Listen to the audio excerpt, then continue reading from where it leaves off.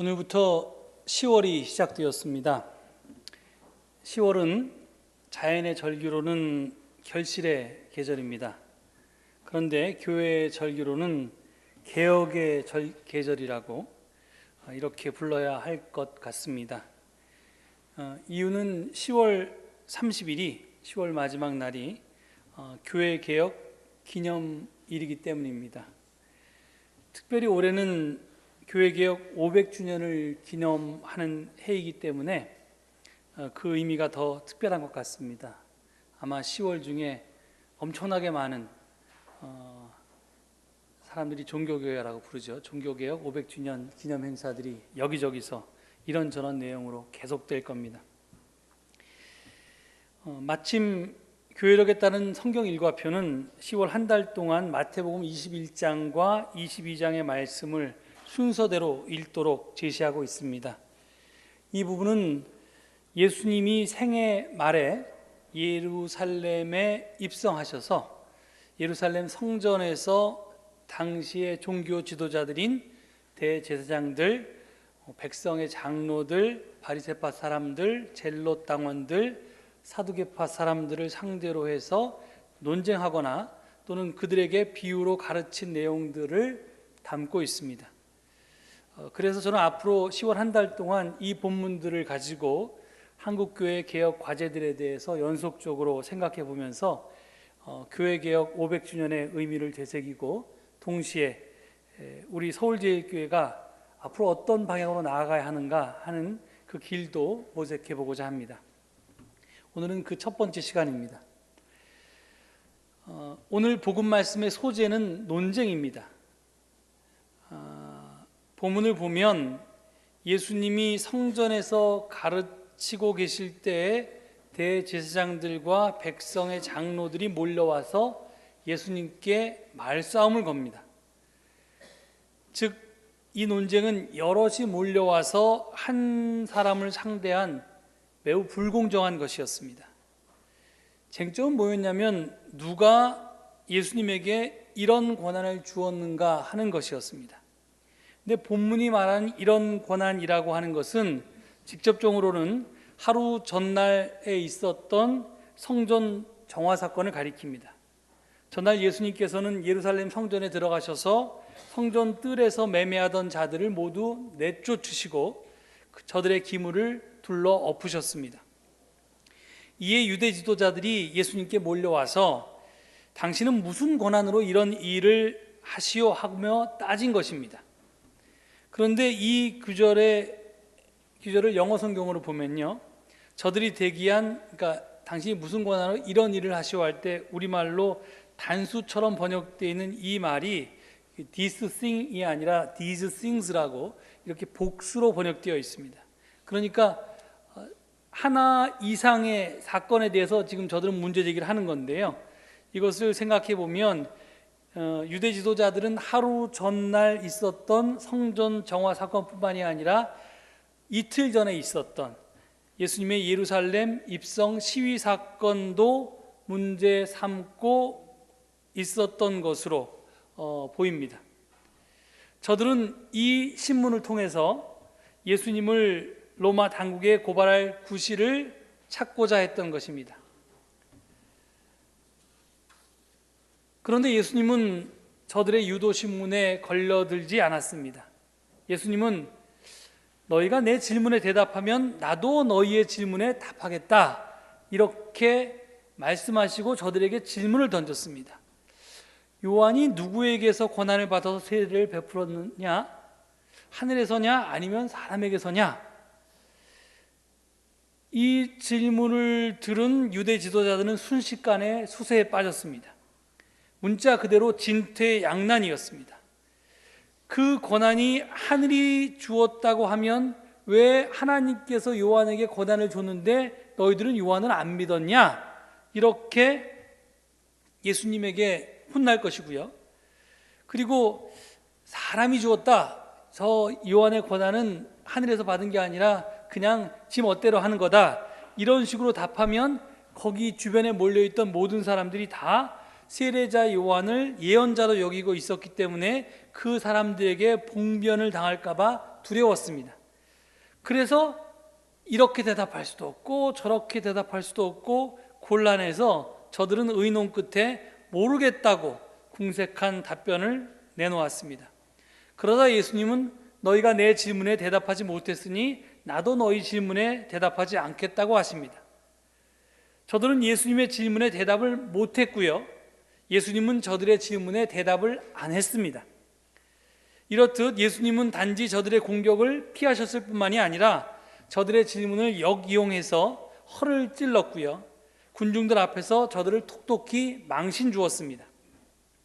그래서 논쟁에서 멋지게 한판승을 거두셨습니다. 실로 탁월한 재치라 아니할 수 없을 것입니다.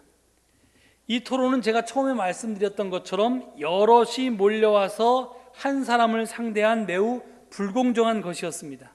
그럼에도 불구하고 예수님은 혼자서 서로 의논하는 여럿을 아주 멋지게 이기셨던 것입니다. 그래서 실로 예수님은 토론의 귀재라 아니할 수 없을 것입니다. 그런데 예수님의 말씀은 여기서 끝나질 않았습니다. 예수님은 계속해서 저들에게 두 아들의 비유를 들려주십니다. 이 이야기는 아버지가 아들에게 가서 말을 거는 것으로 시작합니다. 아버지는 두 아들을 자기에게 불러들인 것이 아니라 스스로 직접 그 아들을 찾아가서 말합니다. 그러고는 당부를 하는데요, 그 당부의 내용은 너 오늘 포도원에 가서 일하지 않을래? 이런 것이었습니다. 아버지는 당부를 했지 명령을 하지 않았습니다. 그는 아들들이 자발적으로 대답할 수 있는 자유를 주었습니다. 아들들은 예라고도 대답할 수 있고요, 또 아니라고도 대답할 수 있었습니다. 또한 이 아버지는 대답 이후의 행동에 대해서도 간섭하지 않았습니다. 그냥 모르는 척 내버려 두었습니다. 그리고 시간적인 여유를 주었습니다.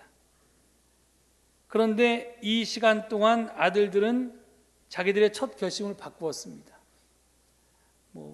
예라고 대답한 아들에게 그럼 당장 가라, 왜 안 가냐, 이렇게 채근하지도 않았고요, 아니라고 대답한 아들에게 너 왜 아버지가 이렇게 부탁하는데 그 부탁을 거절하니 이 나쁜 아들아, 그리고 혼내지도 않았습니다. 그냥 예라고 대답하든지 아니라고 대답하든지 저들에게 기회를 줬고, 그 다음에 그 대답에 대해서 또 다음 행동이 곧바로 나오지 않는 것에 대해서도 뭐라고 하지 않으셨습니다. 본문 29절을 보면요, 그런데 맏아들은 대답하기를 싫습니다 하고 말하였다. 그러나 그 뒤에 그는 뉘우치고 일하러 갔다고 합니다. 맏아들의 대답을 직역하면요, 저는 원치 않습니다 하는 말입니다. 퉁명스러울 정도로 딱 잘라서 아버지의 청을 거절한 것입니다. 그러나 그는 나중에 뉘우쳤습니다. 이 비유는 거절의 이유가 무엇이었는지 또는 뉘우침의 이유가 무엇이었는지 말하고 있지 않습니다.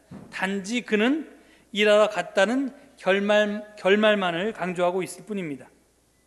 이에 반해서 둘째 아들은 가겠다고 대답만 하고 실제로는 가지 않았습니다.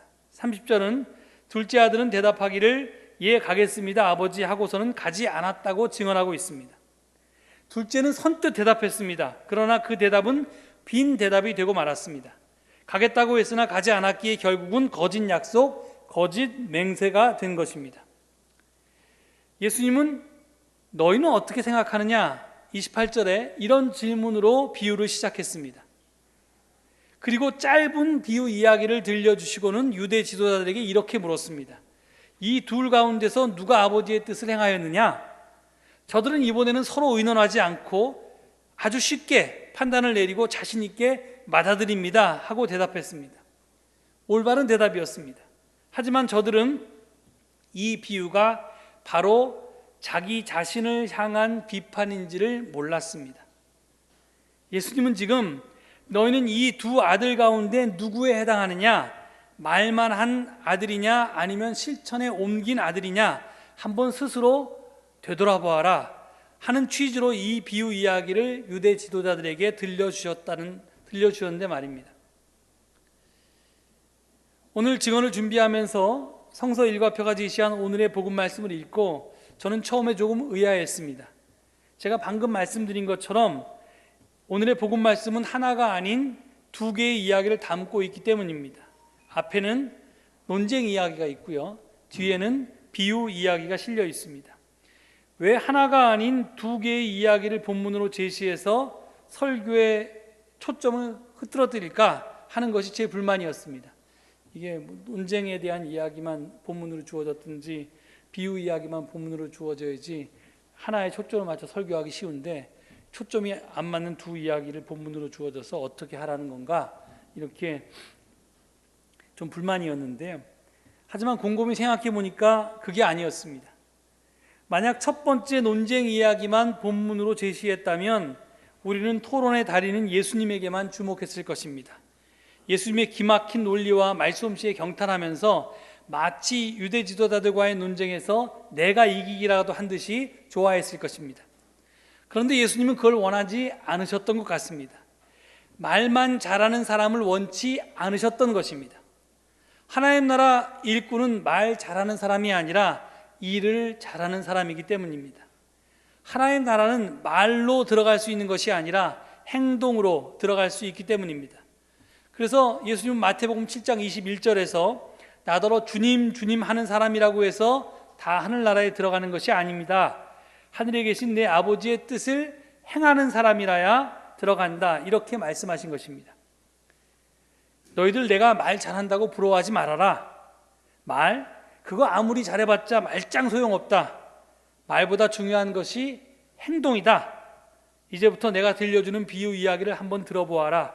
그리고 너 스스로 말만 하는 아들인지 행하는 아들인지 한번 생각해 보아라 하는 것이 예수님이 논쟁에 이어서 비유를 말씀하신 이유였을 것입니다. 이렇듯 우리가 자칫 말이라고 하는 함정에 빠져서 정작 중요한 행동을 놓칠까 봐 오늘 성경 일과표는 두 이야기를 합쳐서 우리에게 본문으로 준 것입니다. 그렇습니다. 유대 지도자들은 예수님과의 논쟁에서 졌기에 어리석었던 것이 아니었습니다. 저들은 하나님의 말씀을 듣고도 대답만 했지 정작 실행에 옮기지 않았기 때문에 어리석었던 것입니다.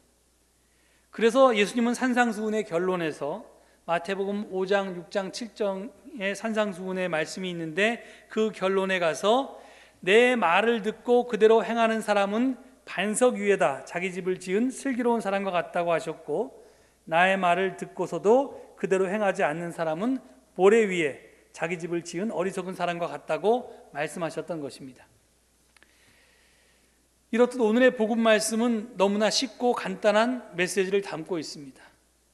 말 잘하는 거 아무 소용없다. 논쟁에서 져도 된다. 그렇지만 하나님의 말씀을 듣고 한쪽 귀로 듣고 한쪽 귀로 흘러버리는 게 아니라 그 말씀대로 사는 게 중요하다. 혹시 처음에 그 말씀을 거절했더라도 또는 그렇게 못 살았더라도 나중에라도 그렇게 사는 것이 진짜 중요하다. 이것을 말씀하시는 겁니다. 메시지가 쉽고 간단하기에 머리로 이해하기에 아무런 문제가 없습니다. 누구나 수긍할 수 있고 고개가 끄덕여지는 말씀입니다. 그런데 문제는 그 다음입니다. 지난번 목요일 날이었죠. 우리가 그 여신도의 이 지구의 성가 찬양제를 갔는데 거기 사회를 보신 분께서 세상에서 가장 먼 여행이 뭔지 아냐고 그렇게 물어봤습니다. 저는 답을 알고 있었는데 그게 머리에서부터 가슴까지의 여행이라고 흔히들 말합니다. 머리로 이해한 것을 가슴으로 깨닫고 그런 뜨거운 가슴을 갖고 사는 것이 쉽지 않기 때문에 그렇습니다. 특별히 우리 교회 교인들처럼 이렇게 지성인들, 지식인들은 머리로 이해하는 건 잘하는데 가슴이 뜨거워지는 것은 잘 못합니다. 그래서 우리가 어떤 행동을 할 때 이것이 옳기 때문에 당위니까 하지, 정말 내 가슴이 뜨거워져서 이렇게 저절로 하게 되지 않는 것이 지식인들의 보통의 그 행태입니다. 그래서 머리로부터 가슴까지의 여행이 세상에서 가장 먼 여행이라고 합니다. 그런데 제가 좀 더 생각해 보니까 이보다 더 먼 거리의 여행이 있습니다. 그것은 가슴에서부터 손발로의 여행입니다. 우리는 살아가면서 수없이 감동합니다. TV를 보다가도 울고요. 성경을 읽으면서도 가슴이 뜨거워질 때가 있고요. 또 찬송을 부르거나 기도를 하면서도 눈물을 흘립니다. 하지만 그 뜨거운 감동과 굳센 결심을 구체적인 실천으로 옮기는 데는 매우 어렵습니다. 그래서 세상에서 가장 먼 여행은 머리에서 가슴을 거쳐서 손발로 이어지는 여행입니다. 우리 그리스도인들은 이 여행에 나선 사람들입니다. 하나님의 뜻을 머리로만 이해하는 것이 아니라 가슴으로 깨닫고 그 뜨거운 가슴을 가지고 손발로 실천하기 위해서 긴 순례길에 나선 사람들입니다. 말만의 그리스도인, 머리만의 그리스도인은 있을 수가 없습니다. 그런 사람을 우리는 위선자라고 부릅니다. 그런 사람은 남을 속이는 사람일 뿐만 아니라 자기 자신을 속이는 사람입니다. 그래서 야고보서 1장 22절은 말씀을 행하는 사람이 되십시오. 그저 듣기만 하여 자신을 속이는 사람이 되지 마십시오 라고 권고합니다. 영혼이 없는 몸이 죽은 것과 같이 행함이 없는 믿음은 죽은 것이기 때문입니다. 제가 언젠가도 소개한 것 같은데요, 나는 너희의 그리스도는 좋아한다. 하지만 너희 그리스도인들은 싫다. 왜냐하면 너희 그리스도인들은 너희의 그리스도와 너무나 다르기 때문이다. 이렇게 말한 사람이 있었습니다. 이 말은 우리가 잘 아는 마하트마 간디가 남긴 말인데요, 간디는 인도 사람이지만 남아프리카 공화국으로 유학을 젊은 시절에 갔습니다. 근데 거기 가서 기독교인을 만나고요, 물론 힌두교인이었겠죠. 간디는 당연히 인도 사람이니까. 처음으로 기독교를 접하고 성경을 읽었습니다. 성경을 읽고 굉장히 감동을 받았습니다.